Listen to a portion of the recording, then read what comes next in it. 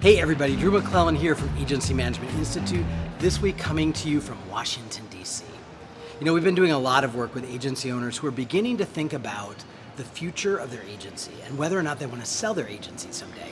And for some of them, it's in the immediate future, 2 or 3 years, and for others, it's a decade or more away.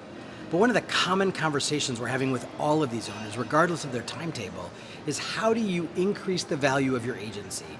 In 2 ways. 1, so you make more money, and 2, so it's more attractive to a buyer, whether it's an internal buyer, some of your employees, or it's an external buyer. And one of the biggest factors, one of the biggest multipliers of agency value, or the greatest sort of downgrades to an agency's value, is your new business program. If you get clients primarily through word of mouth, through referral, through your own network, through you picking up the phone and just reaching out to people, for you, that's something that you've been doing for a long time and you're good at, and it's always worked for you. But remember, if you're the agency owner and you're selling, you're not going to be there anymore. And all of the things I just listed are not replicable for a new buyer. They don't have the same network. They don't know the same people.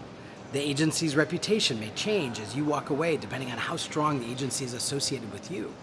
And so for a buyer, one of the things that's very unattractive is a business development program that is very tied to the owner's personal relationships and professional relationships. But if you have an agency new business program that is tied to the agency's subject matter expertise, that is tied to the agency's deliverables and successes over the years, and you have a new business machine that runs all the time, whether you're on vacation, whether you're super busy with clients, whether you have plenty of time to sort of nurture it along, no matter what's happening, biz dev is happening inside your agency every single day and every single week. And it's something that is repeatable. It is something that's scalable. It is something that somebody else could step in and do as well as you could. That is a huge multiplier in terms of the value of your agency.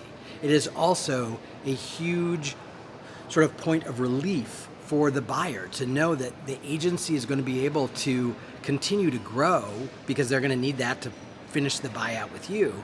They're going to be able to continue to grow because this biz dev machine is working on their behalf, just like it worked on your behalf. It's not tied to you. It's not about you and your personal relationships. So whether you are ready to do this in a couple of years, or you think you're ready to do it in a decade or more, you should be starting to think about, how do you build a new business machine, a new business system or process that is absolutely manageable by anybody in the shop within reason, that is something that you can replicate and keep going even when you're busy. Because as you know, when you get super busy in the agency, all the sort of biz dev things that you do, the networking meetings, the phone calls you make, the hey, let's grab coffee or a drink, all of those go by the wayside because you're so busy onboarding or serving a new client. A great new business program could care less how busy your agency is. It just keeps chugging along. And it is one of the biggest factors in increasing the value of your agency and also increasing the attractiveness of your agency to a buyer.